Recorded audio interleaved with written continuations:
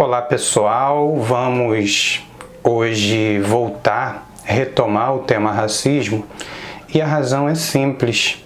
Depois que nós começamos a conversar sobre racismo, muitas dúvidas foram mandadas para a gente aqui no canal, quer por mensagem, quer pessoas que conversam com a gente na rua, sobre especificidades daquela convenção sobre a eliminação de todas as formas de discriminação racial, que a gente fez um vídeo há pouco tempo comentando sobre ela aqui no canal. Então eu vou tentar hoje falar para você sobre essa convenção de forma bem resumida, mas de maneira que a gente possa abranger os principais pontos dessa convenção. E por quê? Porque o tema racismo ele tem sido discutido, aliás, felizmente, com muita frequência na academia, na mídia em geral e nas próprias redes sociais. E aí, como a gente conversou sobre a Convenção Internacional para a Eliminação de todas as formas de discriminação racial, hoje a gente vai falar sobre essa convenção nos seus mais variados aspectos, mas tentando apenas trazer uma visão geral, já que a gente só comentou alguns aspectos específicos.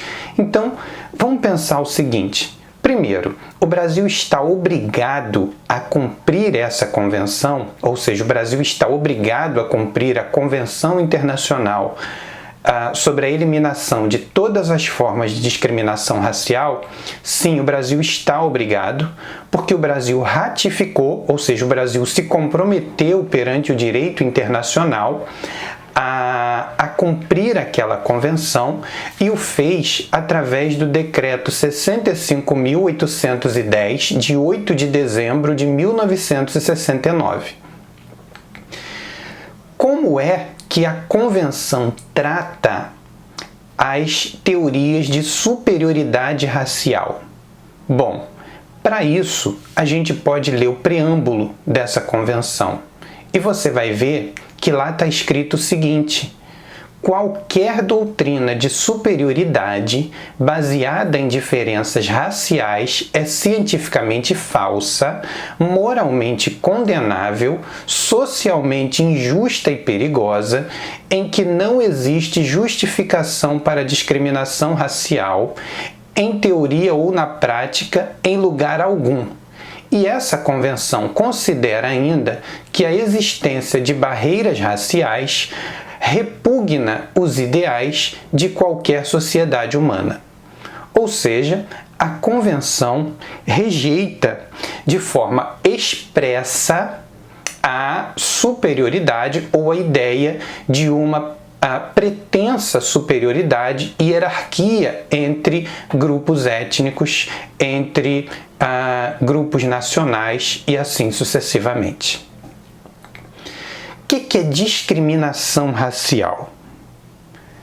Bom, e aí, segundo a Convenção, segundo o artigo 1º da Convenção, discriminação racial é qualquer distinção, exclusão, restrição ou preferência baseadas em raça, cor, descendência ou origem nacional ou étnica que tem por objetivo ou efeito anular ou restringir o reconhecimento, gozo ou exercício no mesmo plano em igualdade de condições de direitos humanos e liberdades fundamentais no domínio político, no domínio econômico, no domínio social ou em qualquer outro domínio.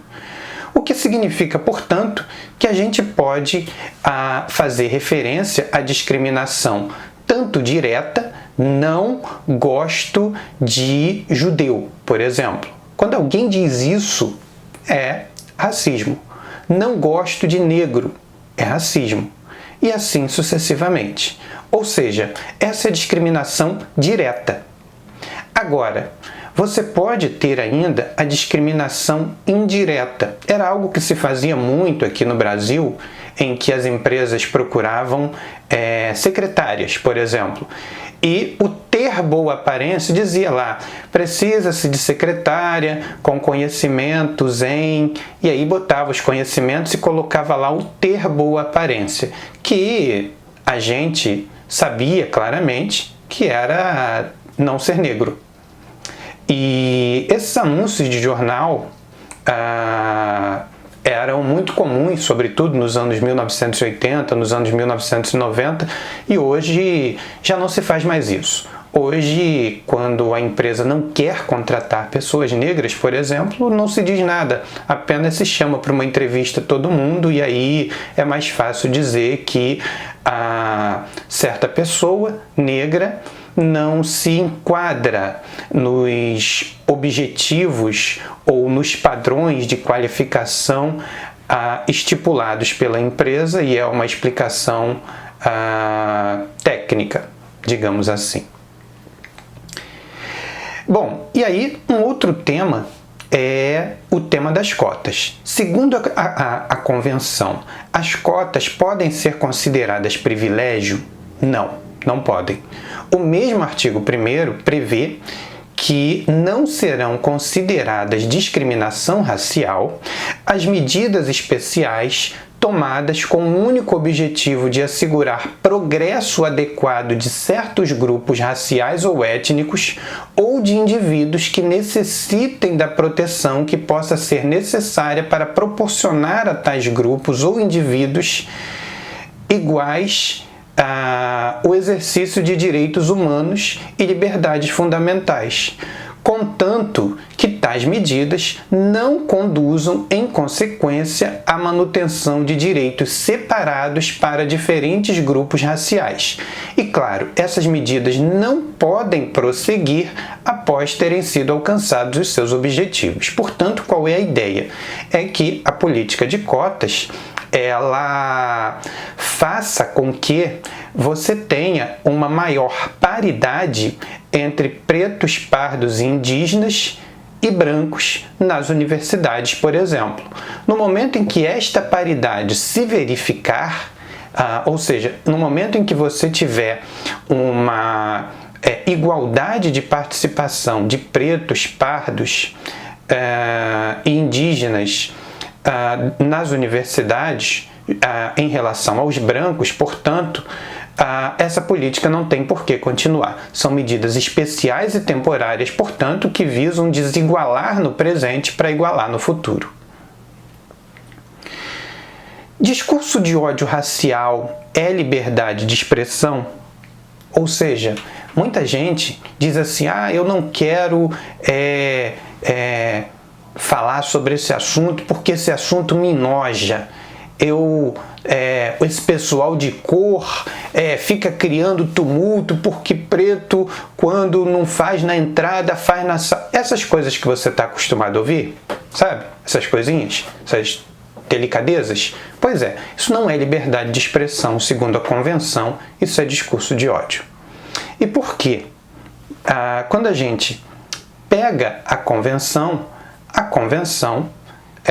prevê que os Estados-partes condenam toda a propaganda e todas as organizações que se inspirem em ideias ou teorias baseadas na superioridade de uma raça ou de um grupo de pessoas de uma certa cor ou de uma certa origem étnica que pretendam justificar ou encorajar qualquer forma de ódio ou de discriminação racial. E os Estados também se comprometem a adotar imediatamente medidas positivas destinadas a eliminar qualquer incitação a esse tipo de discriminação e também eliminar quaisquer atos de discriminação com esse objetivo, tendo em vista, claro, os princípios formulados na Declaração Universal dos Direitos do Homem, bem como aqueles direitos expressamente enunciados no artigo 5º da própria Convenção Internacional para a Eliminação de todas as formas de discriminação racial. A partir do artigo 8º, a Convenção trata de instituir um comitê para a eliminação de todas as formas de discriminação racial. Esse comitê é composto por 18 pessoas eleitas para um período de 4 anos, através de votação secreta pelos Estados-membros e, claro, após indicação dos próprios Estados-membros, e a distribuição geográfica deve ser equitativa, ou seja, distribuídos esses integrantes, portanto, de forma igualitária pelos continentes existentes no planeta. E, claro, esses membros devem ser de reconhecida imparcialidade e devem atuar a título pessoal, ou seja, não atuam em nome dos seus estados de origem, mas a título pessoal, de acordo, portanto, com as suas respectivas consciências. Como é que esse comitê atua? Esse comitê atua de forma que os Estados partes devem enviar anualmente ao secretário-geral da ONU para exame do comitê um relatório sobre as medidas legislativas, judiciárias ou qualquer outras que tomem para tornar efetivas as disposições da Convenção. E, claro, sempre que entender necessário, o comitê pode solicitar essas informações aos Estados.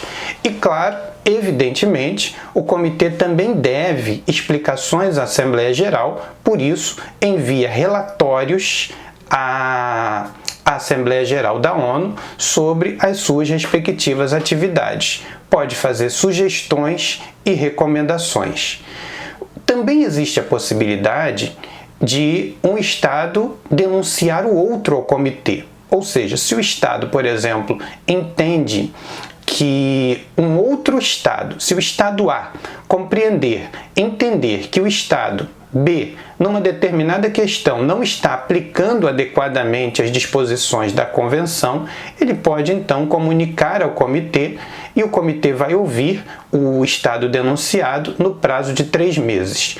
Para isso, é necessário que os dois Estados reconheçam a competência do comitê para essas comunicações. Se exige, portanto, que os dois tenham reconhecido a competência do comitê e se exige também, claro, que os dois Estados tenham esgotado essas questões ou essa questão no seu respectivo direito interno. E por quê? Porque tem a regra da subsidiariedade do direito internacional, ou seja, a ideia é, portanto, de que só se aciona o direito internacional quando não se encontrou uma solução no âmbito do direito interno. E aí, claro, há exceções, mas a regra é essa.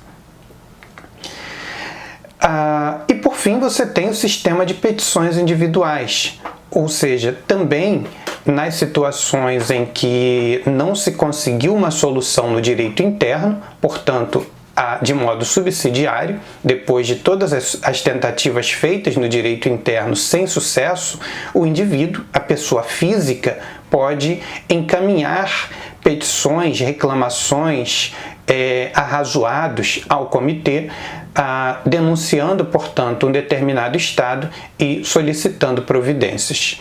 O comitê, evidentemente, busca sempre uma solução negociada e só nas situações em que não se consegue uma solução amistosa, o comitê, então, propõe soluções partindo diretamente dele, mas, evidentemente, com todas as limitações do direito internacional, sobretudo porque as decisões do comitê não têm, dos comitês da Organização das Nações Unidas, não têm um caráter obrigatório e vinculante, as decisões ficam muito mais no plano político. Bom, acho que de importante a gente comentou de forma rápida, mas comentou os principais aspectos da Convenção sobre a eliminação de todas as formas de discriminação racial. E aí, dúvida, crítica, sugestão, quer protestar, quer reclamar, não deixa de falar com a gente, manda o seu comentário, se inscreve no canal, dá o seu like, o seu dislike, segue a gente no Instagram e vamos continuar nas nossas conversas aqui no canal. Até o próximo, te espero, tchau!